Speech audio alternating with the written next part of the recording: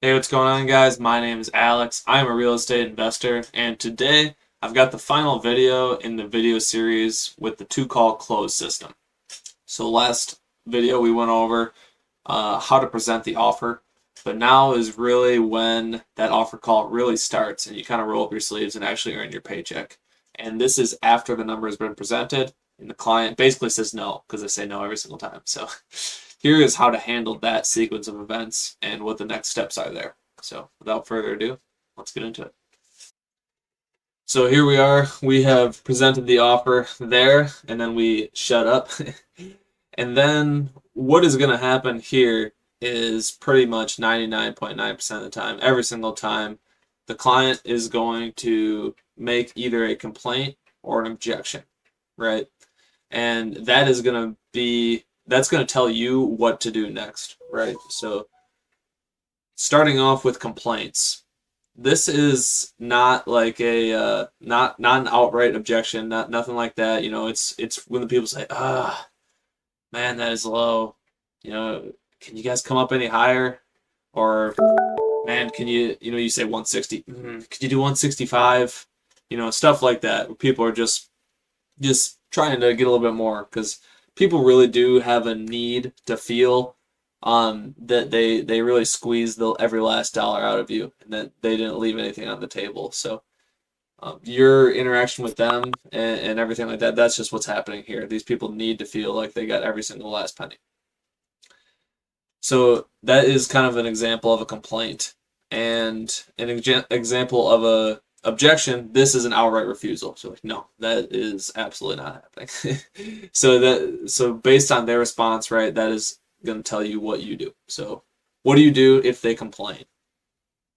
So with complaints, if you do this properly and if you're speaking with confidence and you've set up the frame of the call correctly before, probably 80% of these people will accept the original price you said without you coming up a single penny, right?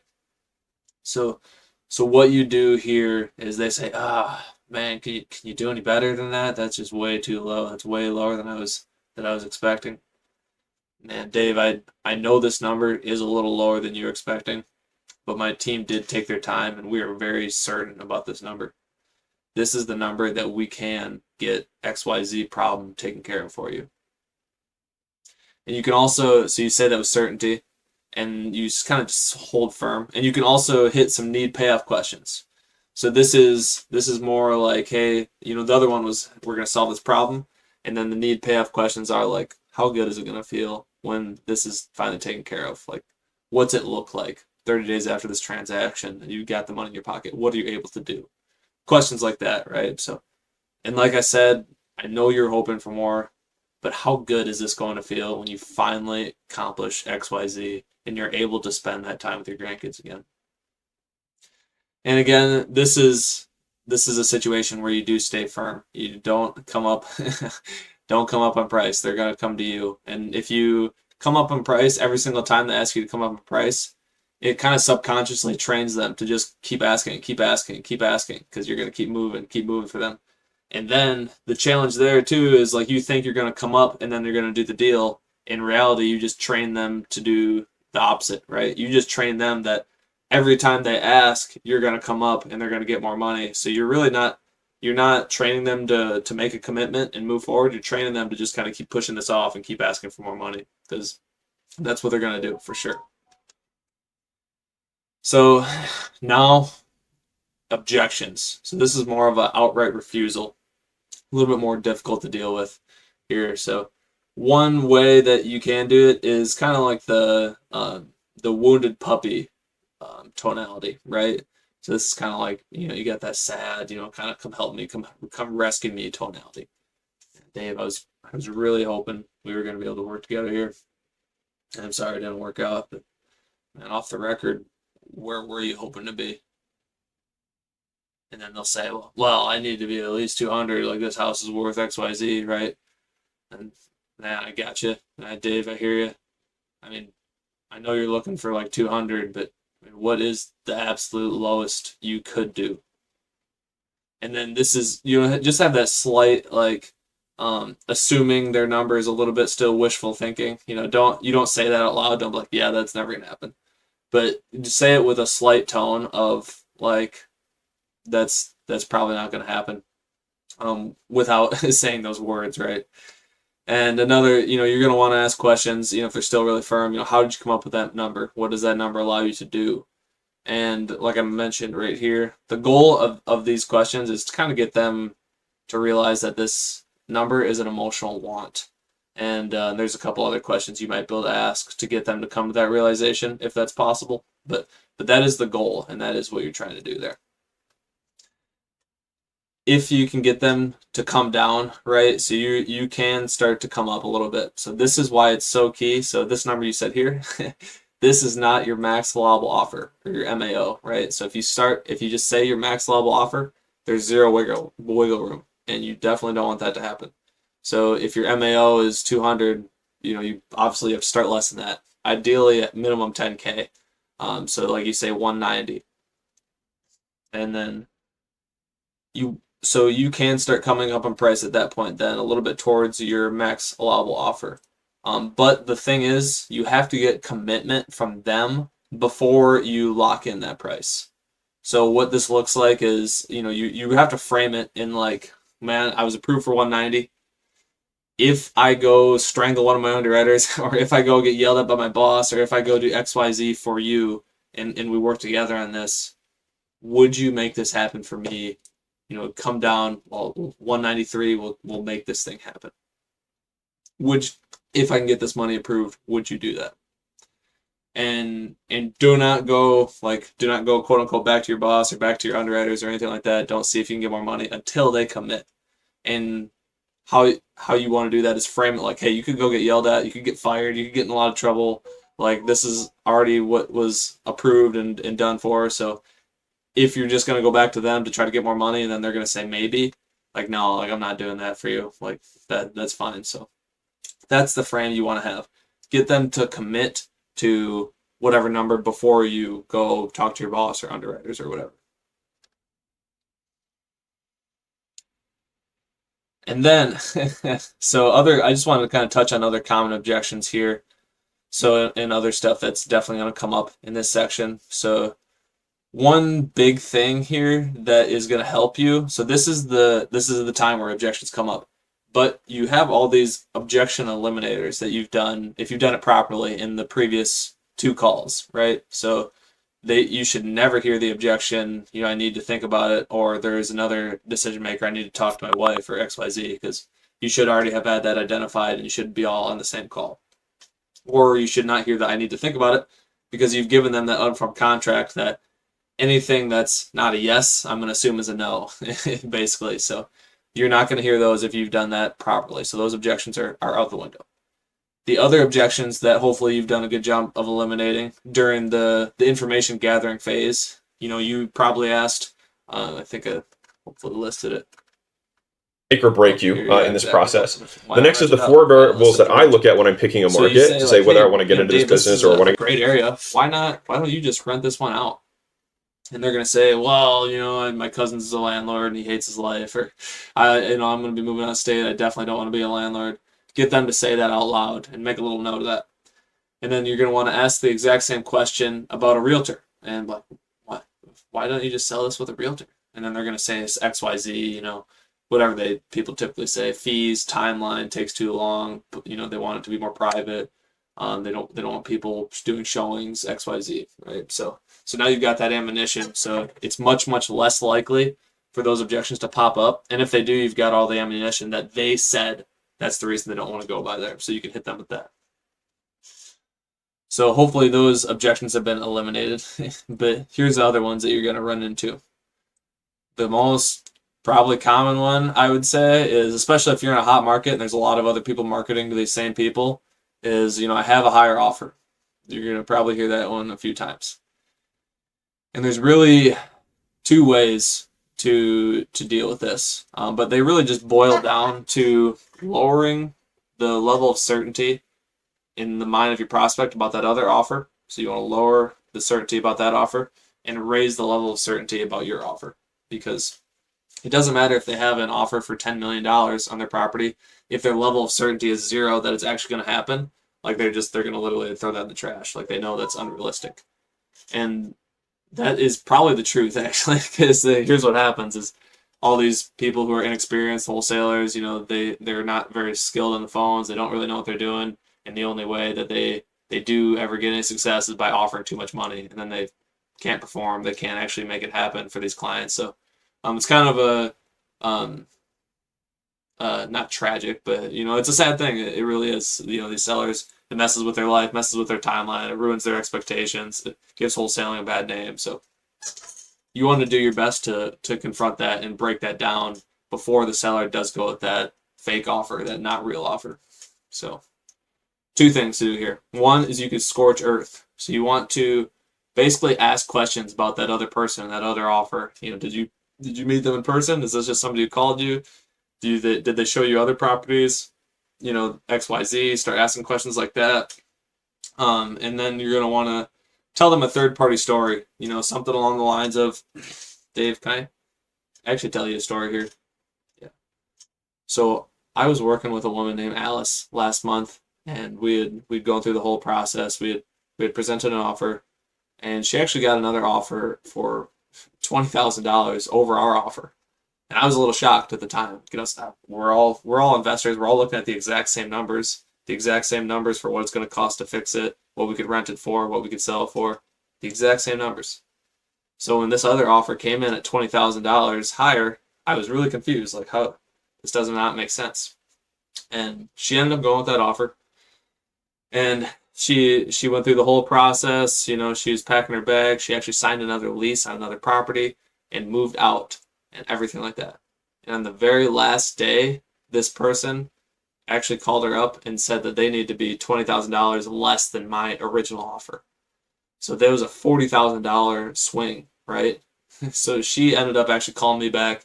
We got this thing done. We had to streamline the process and everything, and that did cost some extra money, but we did get it done for her. I'm not saying that's what would happen here, because I don't really know this person. Maybe they're a totally legitimate investor. But, I mean, if that did happen, how would that feel? Or how would that make you feel? And it was something like that.